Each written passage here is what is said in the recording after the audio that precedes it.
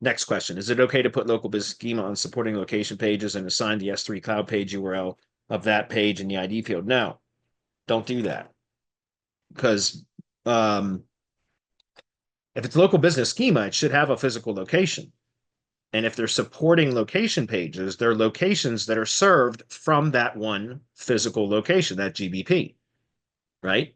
So the local business schema should only go on the location landing page. It shouldn't go site-wide. It shouldn't go globally. It should go on the location landing page, right? For all other pages, I would put article schema or web page schema. But yeah, and then within article schema, you can reference the local business schema, right? Within the schema, if you do it properly, then you can reference the local business, but it's not the main entity of the page then. That's just a reference to the local business that, that location is being served from, if that makes sense. So I always recommend only having local business schema on the location landing page, putting organization schema on the homepage or some subtype, some appropriate subtype of organization schema on the homepage. Then I do local business schema with the appropriate subtype on the location landing page.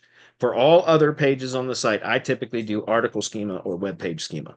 That's it. And within article or web page schema, you can reference parent organization, local business, then add a lot of other detail like knows about, mentions, all those types of things.